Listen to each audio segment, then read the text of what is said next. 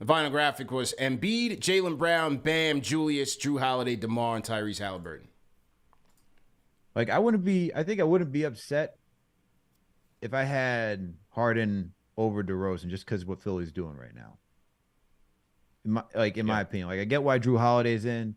Bucks are rolling. He's averaging 19 this season. He's a big key reason why they're doing well, especially you haven't had Chris Middleton for most of the season. So I get that.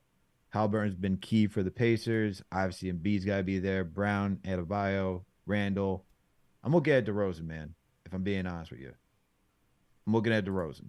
Because, like, if the Bulls are not in the plan, and if you're telling me Harden's not there, like, that's kind of wild. Yeah, it is kind of wild. I felt like a team like us, it would be hard to get two in there, you know. Just not having that much success. 7th seed, it would have been hard for a 12-man team to get 2 from the Knicks. Would have been hard. So I thought Julius had the easier path. Now, with KD being injured, they're trying to say he's working his way to playing in the All-Star game. I think that's cap. I don't see that happening. Why would he do that? Right. Could Brunson be a replacement for KD? I'm not sure how the replacements work. Does it have to go by position?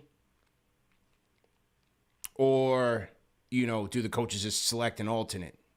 And would he go if they select an alternate? Who knows? Mm-hmm. But I thought he was definitely deserving. But I just didn't. I thought it was going to be tough to get two from the team in there. Nah, I figured that. Like, they want to get, like, a whole representation, right, of, like, all the teams around the league. Yeah. Get that.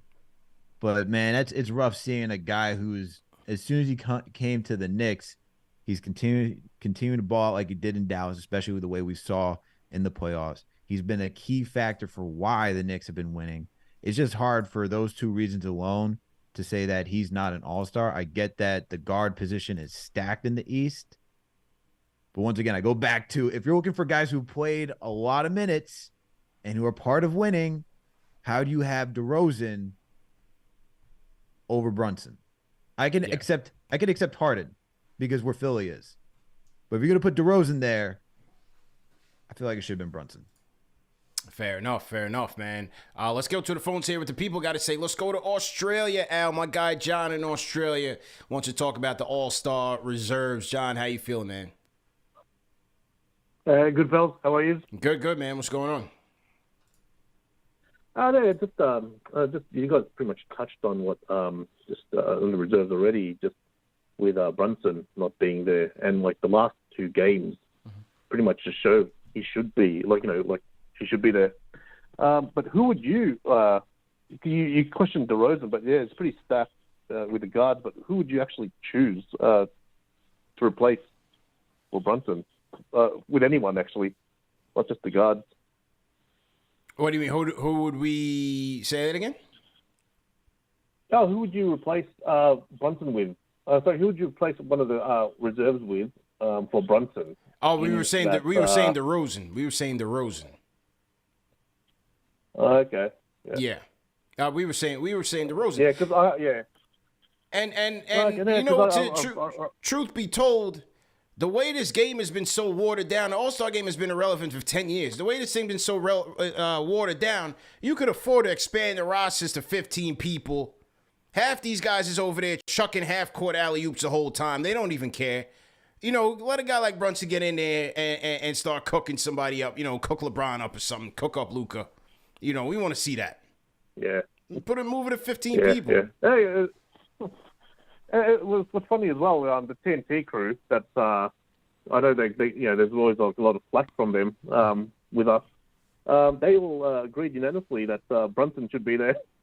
Yeah. Sir Charles said that. He did, man, and appreciate the call, my man. Appreciate it. The call. Salute to all our fans down in Australia, New Zealand. You know what I'm saying, Al? Move the thing to 15 people. Half these dudes is in there load management and up anyway. Yep. You know what I mean? Like, nobody cares about the game. They try all these different things to make it interesting, combined score, this, that, and the third, and the fourth. Nobody cares. The whole competitive energy, All-Star Weekend is all one big marketing fest. You go to the parties, you go to the activations, you go to this, that, and the third. Every brand has a party with so-and-so, so-and-so, and so-and-so. It's a great time. But it's all about the marketing, the fashion, the sneakers. You know, the upcoming this, that, and the third. That's what these guys are here for. You guys are here to make money. There's so much money being made in the game right now, and you're so accountable to your team. Nobody wants to get hurt in an all-star game anymore. The pride and the passion is all gone. It's a marketing show. Fashion show. So move it to 15 players. Let those extra 3 players get their check. I think they said Julie's got a $1 million bonus. That's great. Yeah. You know, let them get the check and call it a day. Yeah. I don't disagree with that. And people are usually tending to watch like the 3-point shooting contest, skills challenge. Like that's probably the most enjoyable aspect of All-Star Weekend rather than the game. The game you just put in like background like you're watching baseball. No one's really paying attention to that. You know what I mean? Like they had the Elam ending, was it like 2-3 years ago? That was exciting in the end, but you know, as you said, it's marketing. Expand to 15. That's a normal NBA roster anyway. You have the capability of having 15 guys on the roster. Why not do the same for All-Star Weekend anyway?